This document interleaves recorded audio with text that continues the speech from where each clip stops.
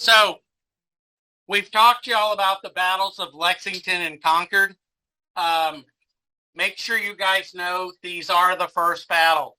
What's ironic is General Gage, that's the first British general you guys need to know. And this is from, I'm just mentioning some stuff, y'all, that came at the, let's see here, this is on page 20.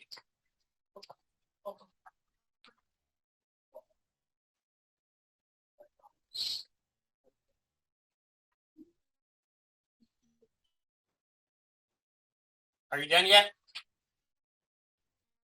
Yeah. Oh, I'm so sorry. Yeah. Okay.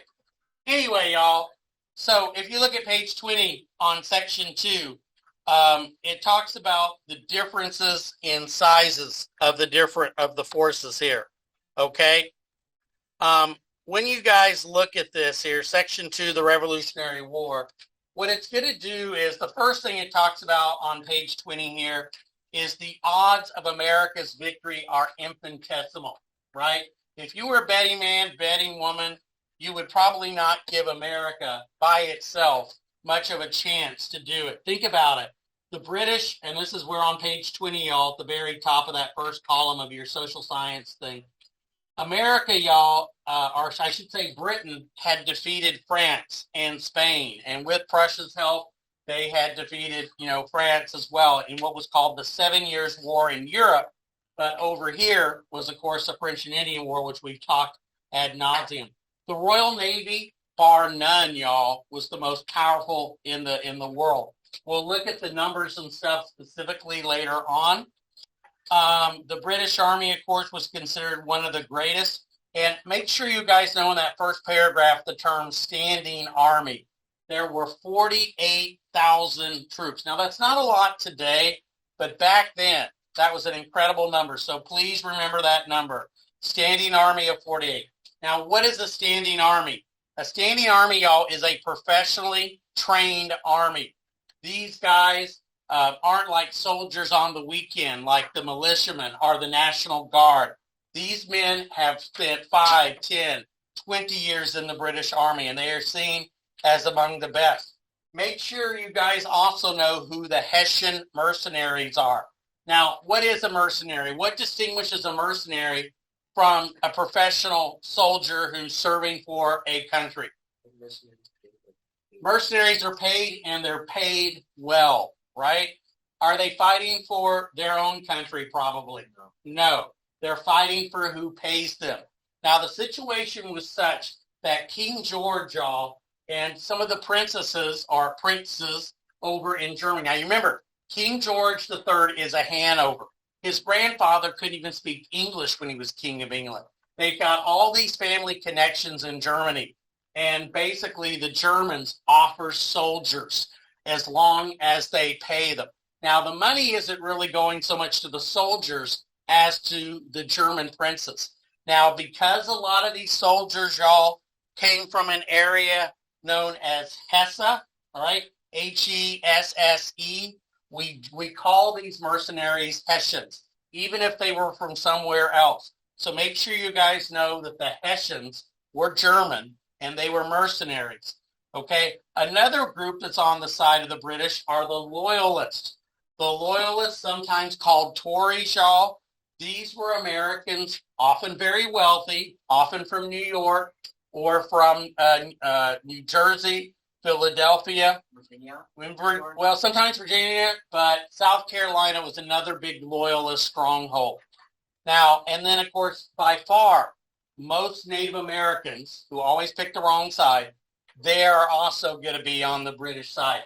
So when we look at this, y'all, 40,000 British soldiers, a professional army, against Americans that will have as many as only 15,000 or so, and not nearly as well trained.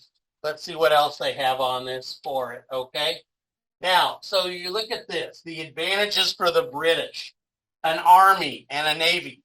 We never really have quite a real navy. Hessian mercenaries from Germany, mostly Native Americans on their side, American loyalists on their side.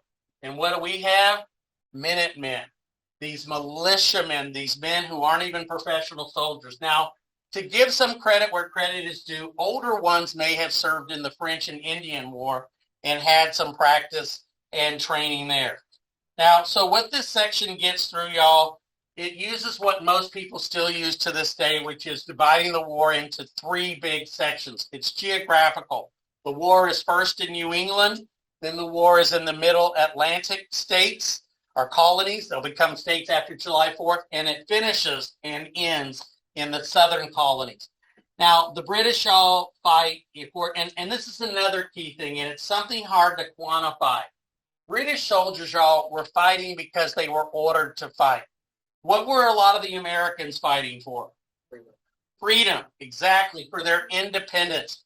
They had a lot riding on this, and it's hard to gauge how important that is. Also, y'all, the Americans had learned from the Indians and in the French and Indian War to use guerrilla tactics. Now, we didn't have that word yet. That word actually comes from the 1800s, but it's hit and run tactics, right? If you've seen the movie The Patriot, and at some time we will inflict it, we will show you that awesome movie. I have the extra long edition. It's longer than the real Revolution, okay? It's like 4 years long, the movie. No, longer than that. But anyway, you'll see a lot of these hit and run tactics because when America tried to stand up and fight the British in the early days, one-on-one, it did not go very well. Now, the first part of the war is in New England. Then, like we said, it moves into sort of the middle colonies, New York or mid-Atlantic colonies. And finally, this war comes to an end down in the South when the British are trying to minimize their things. Now, one of the things that could come up, I could see a question, to what extent was the American Revolution more of a civil war than a regular war? Because you got to remember, you have American loyalists fighting the Patriots. And in some places, like in South Carolina, y'all, it gets really, really ugly. You also have Native Americans, for the most part, on the British side, but in a few cases, Native Americans join the Patriot side. So you might even have tribes fighting each other as well, too. And then finally, and what's going to balance this teeter-totter, the seesaw, whatever you want to call it, are when the French and the Spanish join us, right? And that is going to even out the odds. But we're going to have to win victories on our own. We're going to have to prove to them that we can win this. All right, so New England, we're in the second column, the beginnings of the war. Now remember, Massachusetts was where this war began, and it's not a big surprise.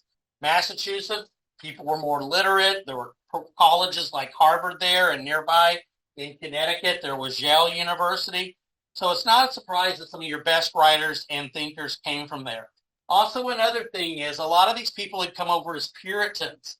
They were fleeing religious oppression in England, or they came over as pilgrims. So they already, y'all, to a certain extent, were not very happy with the British.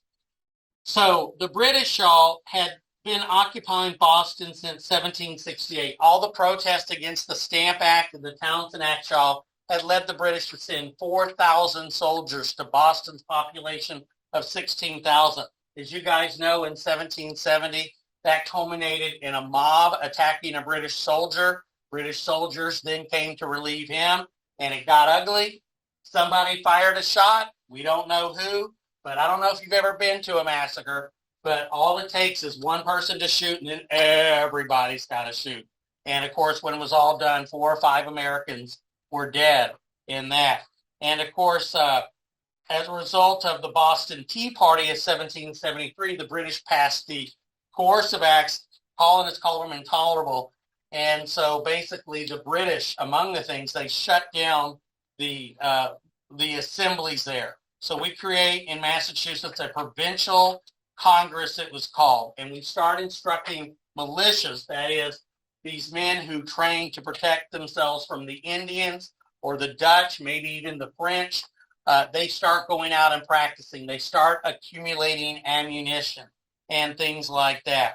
And like we said, initially, they were there to protect from the French and from Native Americans.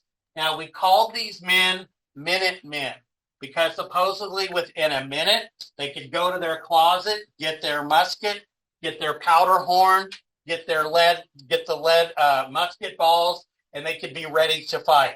And that the places that these gathered were in Lexington, Concord, and Worcester. or Woodchester, if it helps you remember it that way. Now, the first battle is going to be at Lexington and Concord. Okay, why is this not advancing there? Let's go to the next one here.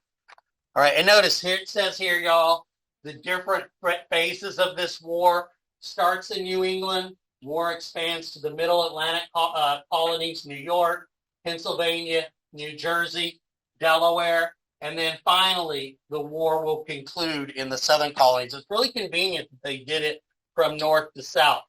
Okay, so let's talk about the events that lead to the battles of Lexington and Concord. And even though we call it Lexington a battle, it's really more of a skirmish in a lot of ways. Now, General Gage, who, seemed to like America quite a bit, he had an American wife.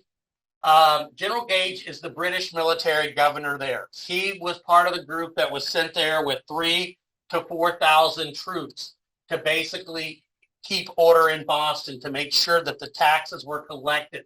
And of course, it resulted in a Boston Massacre and all of that. The Massachusetts Provisional Assembly, it's telling people to start storing up weapons, storing ammunition, like we said, they do at Lexington and Concord. Now, in February, I don't know if this is on your, underneath on column, second column on page 20. In February, 2 months before the revolution begins, the British Parliament declares Massachusetts, not the colonies, but Massachusetts to be in rebellion. And you guys will hear me probably say this a lot. It was from a West Point instructor that I had one summer for a course. Massachusetts was like that kid that always got the whole class in trouble. We were talking earlier about the fights at Dobie, and we're like, man, it's just a handful of kids that are going to mess it up for the rest of us, right? And in a way, that's people how they saw Massachusetts. Man, Massachusetts, we're doing good. Things are okay. Massachusetts, don't get us all in trouble, right? And the king had declared Massachusetts to be in rebellion. Now, General Gage, and this is one of the sad ironies of history, Gage thinks if I send soldiers out to Lexington and Concord, I can arrest the leaders. I can arrest people, particularly he wanted to get were John Hancock and good old Sam Adams, right? Sam Adams was one of the head pamphleteers, propagandists, and leaders of what might be a rebellion. So the idea is, hey, if I can take down the ringleaders, if I can grab the ammunition, grab the guns, I can stop a revolution from happening, or at least a rebellion. Nobody's using the term revolution yet, but a rebellion. Instead, y'all, it's going to be just the opposite. Now, if you make your way through it here, so Gage has a secret plan. He wants to seize these patriot leaders. This is at the bottom of page 20, second column. Supplies at Lexington and Concord. But there were already a lot of spies. And what's ironic, y'all, is one of the spies might have been Gage's own wife. There is some evidence to suggest that she found out, being American, she let some Americans know. And so aware that the British were coming out there to get their leaders, that they were coming out there to take their weapons, the Patriots had a little plan. You do need to make sure you know how the plan worked, okay? Now, Patriot leaders devised a system to communicate. What they did is they hung lanterns in what was called the Old North Church. I think it's a picture of what's on the next page. Make sure you know it. If there was one, if they were coming, if the British were crossing by land, they would hang one light. But if the intelligence was, if they were going by sea, they were crossing over the bay and then landing and making their way, you would hang two. It turned out that night they needed two. Now these lights, y'all, basically told Americans or the colonists that the British were coming by sea. They would be heading to Lexington and Concord. So they see at the Old North Church, make sure you know that, Paul Revere, William Dawes, and a third man, okay? They don't mention who the others are, but Revere is by far the most famous. You know, you guys have a painting of him this year. They are going to spread the news. It's particularly get Adams, get Hancock out of there. That part of the night was successful. Ironically, Revere does get stopped. William Dawes ends up delivering more, but there was no poem written about William Dawes. But if you go to Harvard today, There is a nice statue, finally, of William Dawes, but everybody's forgotten him. All right, so they spread the news going around. Now, he didn't yell, "The British are coming. The British are coming." Why do you think he didn't say the British are coming? Because he was British. All of us are British, right? At the time, or most of us, right? Now, what he was really yelling was the regulars are coming. Regulars mean regular soldiers. All right, he says that they are coming. In the early hours of April 19th, remember that date, about 70 militiamen waited nervously on Lexington Common or Lexington Green. Okay? Now, what happens is the British show up, okay? There's only about 70 militiamen, Minutemen, waiting there. As the sun comes up, they start hearing the drums. Many of the guys, y'all, are tired. They're starting to go home. Some have already been drinking at Monroe and Buckman Tavern. 240 British soldiers appear. They look at each other, and the British commander says, "Disperse, you rebels, damn you. Disperse. Go home." And indeed, many of the men drop the guns, and they kind of start walking back like a dog with its tail between its legs. But as always seems to happen, somebody fires off a shot. And when they do, of course, everybody starts shooting. Now, most of the colonists weren't ready. They were greatly outnumbered, about 3.5 to 1. And it's mainly colonists. I think only one British soldier died. Yeah, one British soldier died. 8 militiamen died. And so they fall back. And then the British actually reload. They fire a salute, and they continue on their way to Concord. Okay? So we call this the Battle of Lexington. It is the first battle of the Revolution, but really it's more of a skirmish. 70 guys versus 240, 10 people dead maximum, not much of a fight, but then they make their way on to Concord. Now, the British will break their troops in, as I think I mentioned before. They start going in looking for supplies, okay? They start knocking on doors. Now, this is the old North Bridge, or this is actually, I recognize this. This is from the museum there in Lexington that I visited way back a few years ago.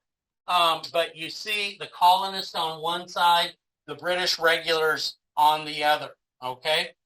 Now, the British commanders send about 220 troops to secure the old North Bridge here and cross the Concord River and head to a farm. They have gotten information that there's a lot of ammunition and supplies over there. Indeed, some of them had found some supplies and had started burning it. There was a little mill pond that they dumped a bunch of ammunition in. When the colonists, y'all, saw the fire, they assumed the British were burning the town. And one of the leaders is like, "Will you let them burn our town down?"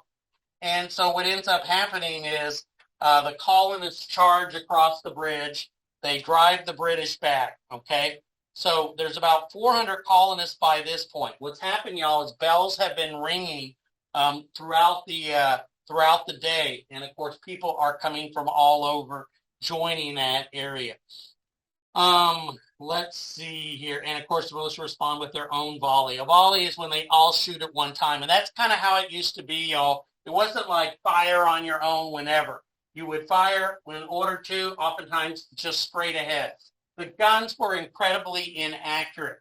The guns, y'all, for the most part at first were muskets. They were like tubes. And so it's like when you shoot a spit wad. Do y'all ever do that? It's kind of gross. We used to shoot spit wads, and they were terribly inaccurate. Now, you aim for Zach, but you hit Bella, okay? That's how inaccurate that they were. But what we developed, of course, is a rifle that causes the bullet to spin. Later on, next time, y'all, I'll show you some of those bullets and musket balls and stuff like that so you guys can kind of see. And Americans will be a lot better with rifles that are a lot more accurate. They're slow loading, but they are more accurate. So you would fire a massive volley, hoping that all of these balls, some of them would eventually hurt somebody. Now, both sides lose men in this skirmish. The British do fall back. So remember, Lexington is obviously a British victory, but Concord is going to be an American victory. Now, the thing is, too, as the British make their way back, 125 more of them are killed as colonists shoot from trees, they shoot from buildings, and the British all get very nervous. I remember one particular issue. There's a young boy who can't help himself. He was 10 years old, and he was looking out the window seeing the shooting. And some British soldiers saw him, thought he might be one of those patriots, and blew him away. Okay? That kind of stuff just happened, sadly. Now, Ralph Waldo Emerson is going to write a famous poem, and that poem will be known as the shot heard round the world, right? The shot that begins the American Revolution. The American Revolution, y'all, is going to have an incredible legacy and inspire revolutions in Latin America, over in Europe with the French Revolution, and others like that. Okay, the next thing that happens is the Siege of Boston. So how am I doing for time here? Now, the Siege of Boston, y'all, one of the things that happens is we get the story of Benedict Arnold, okay? Benedict Arnold, y'all, is one of the saddest stories. I'd always been taught that he was just nothing but a traitor, and indeed he turned out to be that. But sadly, a lot of things built up to that point, all right, and made him do it, huh? Up into light, why he was a traitor. Well, eventually it boiled down to his wife and money and disrespect. He was disrespected again and again and again. He needed the money to please his wife, who was a loyalist, right? And so that's why he's going to end up betraying his country. And he could have been one of the heroes. You and I might be talking about Benedict Arnold as father of our country, as opposed to George Washington, maybe, or he would definitely been one of those first top Americans, but instead he's remembered as one of the worst traitors ever. So Benedict Arnold, y'all, it says he's a wealthy shopkeeper. He's a pharmacist. He was born wealthy, but his father squandered it all by drinking. And but then he worked hard and made his own fortune again. Now, when it comes time for when he hears about these battles in Boston, he's living over in New London, Connecticut, which is, a pretty good distance by driving today. In those days, it was quite a while. And he comes up with a real brainstorm. He's like, oh my gosh, remember that fort in the French Indian War? That Fort Ticonderoga way up there on the Hudson River in New York? We need to go get it. They probably don't even know yet that there's a war. So he, and eventually a man he runs into, Ethan Allen, who's the leader of a group known as the Green Mountain Boys, who are a bunch of wild guys. They all join forces and they head up towards Fort Ticonderoga in New York. Now, this had been an important sort of link, a communication link between British forces in Canada with those down here. And what happens is he shows up, he surprises them, and literally they yell. They knock on the door. The British commander comes out wearing his pajamas, as it says, and he says, come on out, you old rat. And he comes out and he surrenders. And with that, we have the most powerful fort in North America. Now, the other thing to remember, and this will come up later, there are dozens and dozens of cannons up there. One thing we are very, very lacking on is cannons. And another New Englander will come up with a way to drag those cannons down to Boston. Out, Mr. Knox, right? Or I'm saying, I said I don't. Aren't they going to use ox to move them? Yeah. All right. Next, folks, we come to the Battle of Bunker Hill and the Siege of Boston. Now, as we said, the British had retreated to Boston. Boston is located on a peninsula. It's protected by several bodies of water. The Americans controlled this very, very small neck. Boston looked very different then than it did today. Make sure you note that was called Roxbury Neck. And that was really the only way to get into Boston, except by water, of course, right? And remember, we don't have a Navy yet, and so we can't really control it. But we do control the this Roxbury Neck, okay? Now, what happens is Patriot leaders, or the British, y'all, they resupply and they reinforce now 6,000 soldiers. So they doubled their numbers, y'all, over there. Now, what happens is the king, hearing the news, y'all, about Lexington and Concord, he decides he's got to teach these Americans a lesson. And he sends over a general who he believes will teach these Americans a really, really strong lesson. They're going to overwhelm them with British power and think once the Americans see how tough and serious the British are, that they will just give up and all go back home. Is there like a 3-month difference for that message? So yeah, it's 6 weeks over and 6 weeks back. Yeah. So what's happening is Patriot leaders learn that the British are going to fortify some hills up there. Now, William Prescott, right? He is going to have 1,200 militiamen. Okay, so remember, 1,200 militiamen against all these British soldiers. They occupy hills. Now, they were told to occupy Breed's Hill, all right? But before that, Bunker's Hill. There they make a redoubt. That is sort of like a fortification up on there. They dig trenches. They get in the trenches. They get their guns. Now, for the most part, they only have 2 or 3 rounds of ammunition and gunpowder each. And the plan basically is, take out as many of them as you can. Maybe they'll turn away, but if not, we'll take out as many as we can, and then we'll run away. So, June 17th, 1775, the war has been going on at this point for what? It's been over 2.5 months, basically. The British are surprised to find the Americans entrenched nearby. In fact, the British commander said they had fortified it more in one night than my men could have done in weeks. Now, the Americans hold the advantage. They're up on top of this hill. They're looking down at the enemy. But the new commander, right, William Howe, decides that he's going to nip this in the bud. Now, I feel very sorry for William Howe, y'all. He loved America. He had a lot of American friends. Americans believed highly in this guy.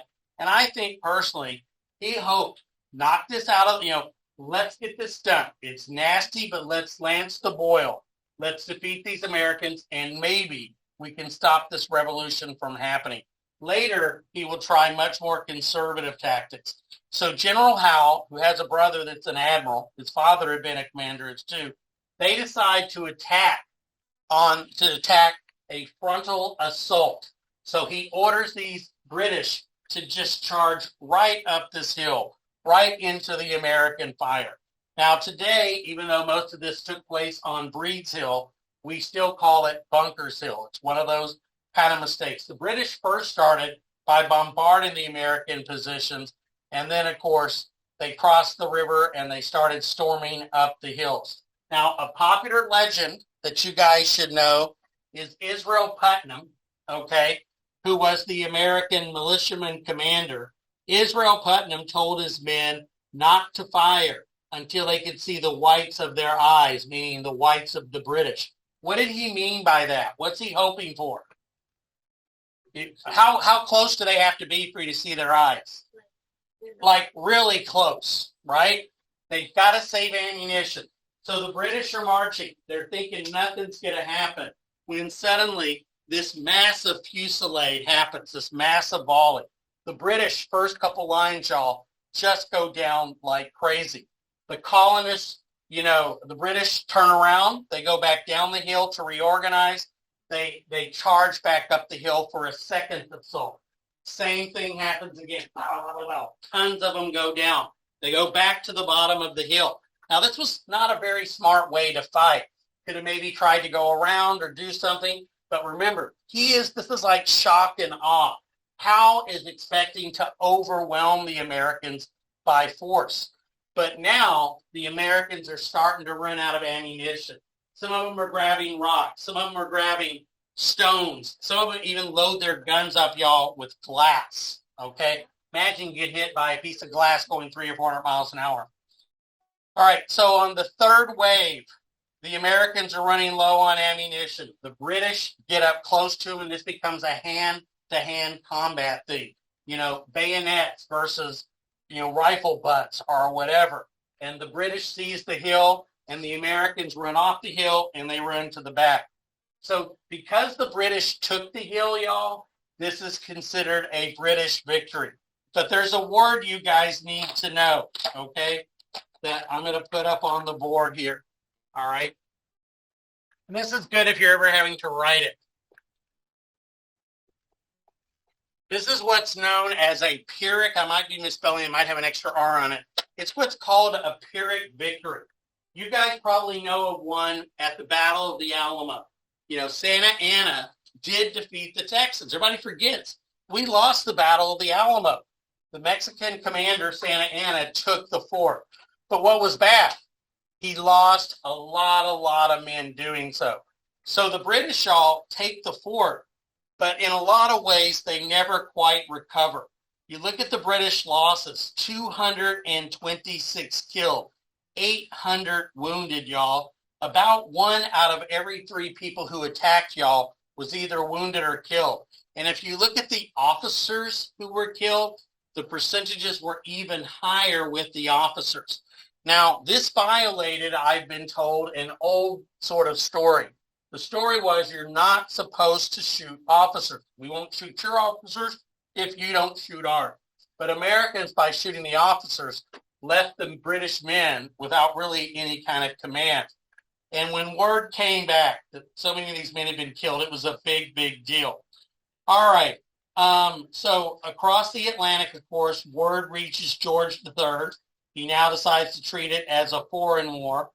The colonies, though, as I said before, had not declared independence, right? We fight for over a year before we actually declare independence. But the Crown issues a proclamation of rebellion. Now, the thing is, and it's not in your ACTEC handout here, and this is a very, very famous painting. This is an American soldier basically holding his own son who had been killed, I think, in this or whatever, but very, very famous painting of Warren's death. But you see him being stabbed. I think this is actually in your art packet as well, too. Okay? Now, another thing to know about this, y'all, is a lot of historians say General Howe and other British generals, many times during this war, y'all, they will have George Washington right there. If they just would have continued the attack, if they continued the attack at night, they could have maybe finished off Washington and his men. It happens 3 or 4 more battles. But Howe, y'all, is always really nervous. If he goes after the Americans, he's going to lose a lot of officers. So he fights the war in a very conservative way. So in a lot of ways, y'all, even though it's a British victory, it's a Pyrrhic victory. It's like it hurts them more than it helps them. All right, now the next thing they talk about here is what they call res militaire, okay? This is Charles Royster. I had never heard of this, y'all, until this. So Charles Royster is a historian, okay? And he says that there was an enthusiasm for the patriot cause that causes many volunteers. It's kind of like the bandwagon thing, right? When your team starts winning, suddenly everybody's a fan of the Astros. The Texans are sort of the opposite, right? You know, everybody, runs away from the Texans. But hey, if they start winning, we're all going to hop on that bandwagon or that rage militaire. So the thing is, you get a lot of volunteers. But one of the important things to remember, a lot of them signed up for only a few months. Everybody thought this war would be over. Nobody imagined, y'all, that this would drag on for 8 long years. And so, it's one thing to read the newspaper and hear the stories that we're winning this revolution or this rebellion. But once you start fighting, you start going through all that enthusiasm is going to wane. And one of the biggest things that happens, y'all, with the Battle of Trenton and Washington crossing the Delaware is finally we win another battle. Because at first, we don't win very many. Now, the next thing to talk about is the guy who takes charge of the army. And that's going to be George Washington. Okay. And Washington, y'all, he's the guy who started the war. He'd been a young guy. Now he's in his 40s. Now, he was a representative to the Second Continental Congress because, remember, the First Continental Congress had said, we'll meet in May. Well, when they meet, the war's already been going on for a month. So they're trying to think, we need an overall commander. We need somebody to take over. And Washington, y'all, he was very ambitious. He was an incredibly big person. He was like 6'2", when most men were like 5'6", 5'7", there. or 6'4". Well, it depends on the shoes he was wearing, right? Sure. And he looked great on a horse. He was a great dancer. But pretty much, he'd lost most of the battles he had been in. But every day, y'all, for the Second Continental Congress, he wore his uniform. And everybody would be talking like, man, who could we pick? who would be a great commander? And Washington's like, man, do we have anybody among us with military experience? Do we have anyone with previous experience with the military disaster? And then surprisingly, John Adams, y'all, gets up and he announces who's going to be the commander. Now, John Hancock, the richest man in America, he thought it was going to be himself. He was president of the convention. He's sitting down there, and as Adams starts describing this man, Hancock's like, oh man, it's me. I knew it was going to be. And it's sort of like, you're thinking you're going to win an award, and you're already doing your speech. And so, Hancock's kind of starting to get up, and he's going to go up and give a speech when Adams says, I nominate the man from Virginia, George Washington. And Hancock was just like, but it turned out to be the perfect solution. A lot of people called Washington the indispensable man. And sadly, y'all, he's not going to win a lot of victories. But the key thing, and this is his strategy, is to keep the army alive. Keep chipping away at the British, hurting them in every way that he could. So Washington shows up to Boston, and he goes out there and he sees these colonials. Now, they don't describe it much in here, y'all, but what he saw was terrifying. The men, y'all, were a mess. They literally were defecating and urinating just outside their tents. A lot of them were sick, obviously, because of all the poop and urine and everything everywhere like that. He had to order them and get them to start digging trenches and things to go do their business and stuff and like that. Get them to follow orders. And boy, did he have nightmares. He talked to his wife in letters about the headaches that he had here. So he has to turn this motley collection of inexperienced but enthusiastic recruits into a professional force. So page 23. Now, the siege of Boston remains at a stalemate, y'all, which means nothing is happening until March of 1776. So think about it, y'all. It's been like 10 months. The British down in Boston and the colonials kind of surrounding them. Now, what happens here is a Boston bookseller by the name of Henry Knox makes his play. And eventually he will be our first attorney general. And what's interesting about Knox, y'all, is I have a good friend that lives up in Massachusetts that I visit from time to time. And he lives on Knox Road. And I'm like, that's not named after the Knox. And he said, yep, he brought his guns right down through on what is today that road.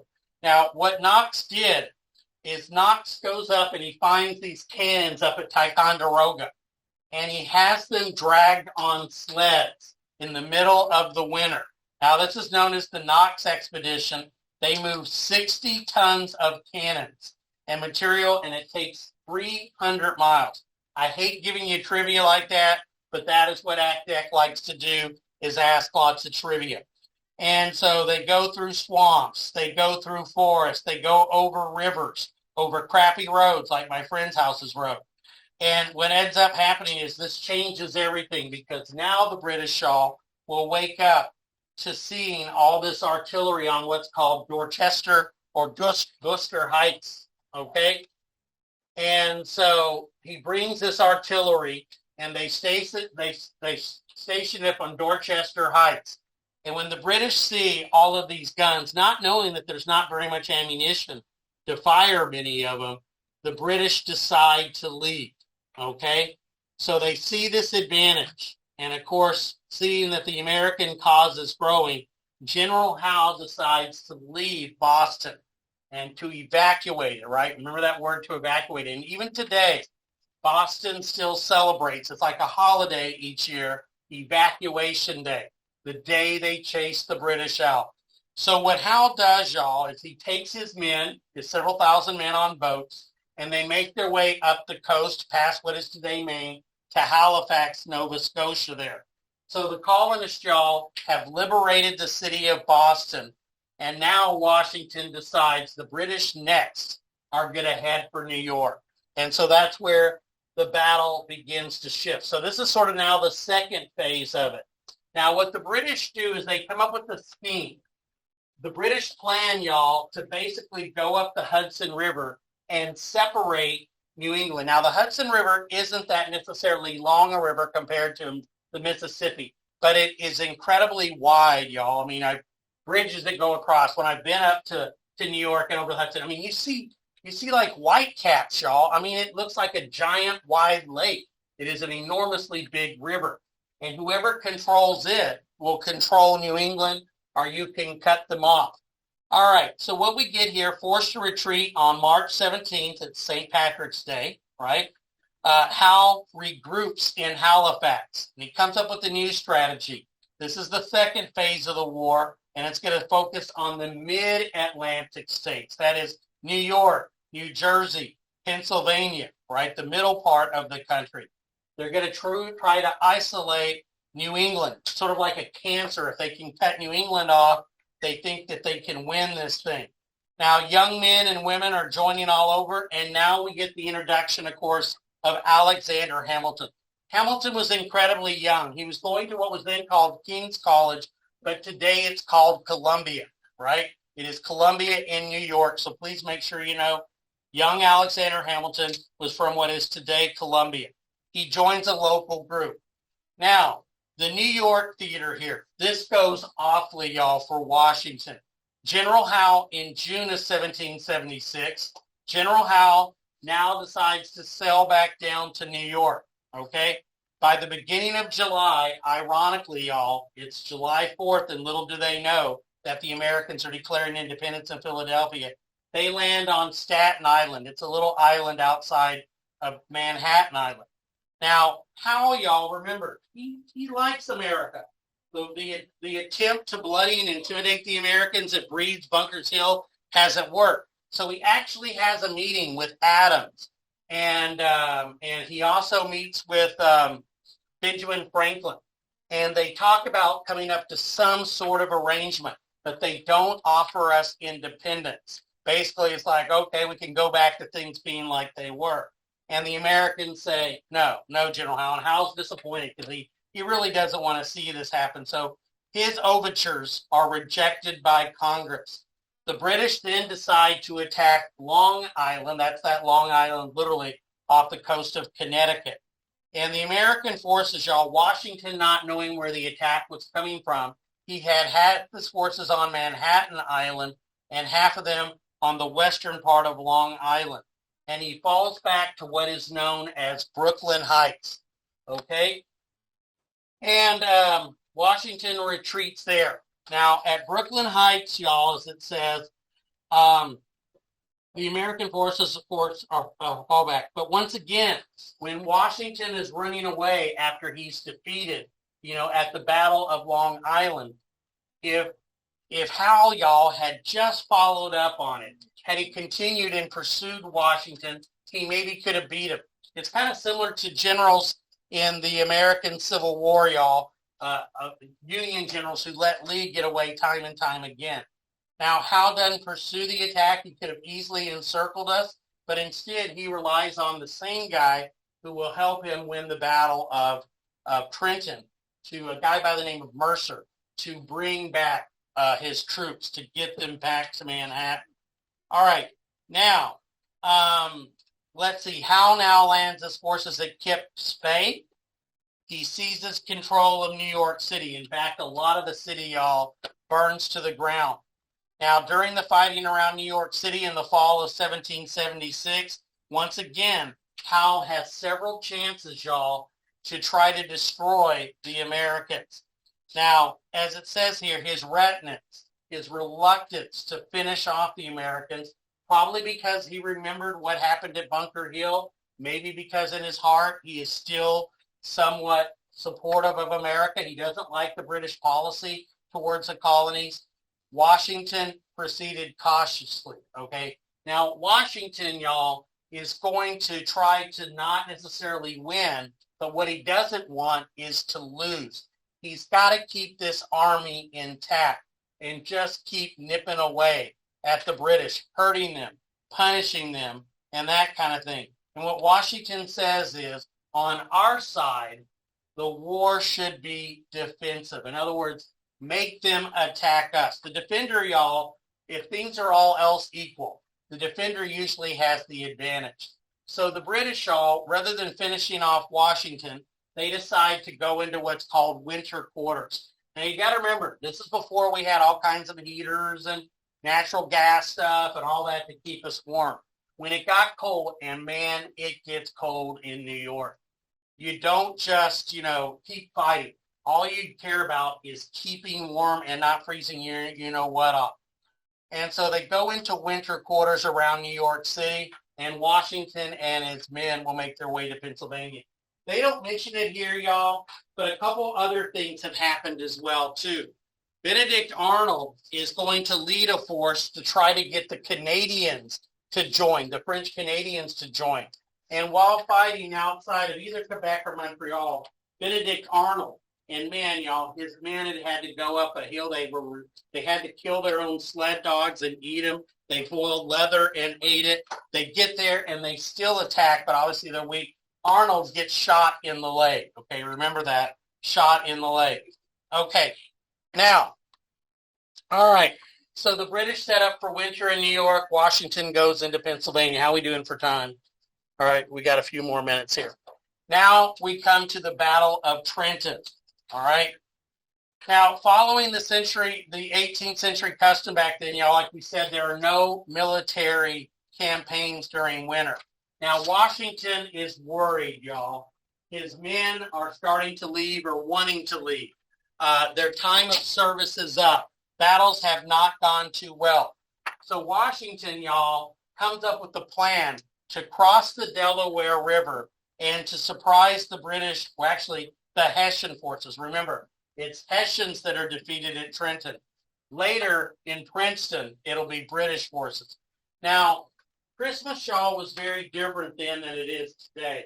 In fact, a lot of places didn't even celebrate Christmas because it had become just kind of a thing where people all got drunk and had all kinds of issues like that. And so the Hessian soldiers, y'all, who did celebrate Christmas, they'd been out there drinking like crazy, okay?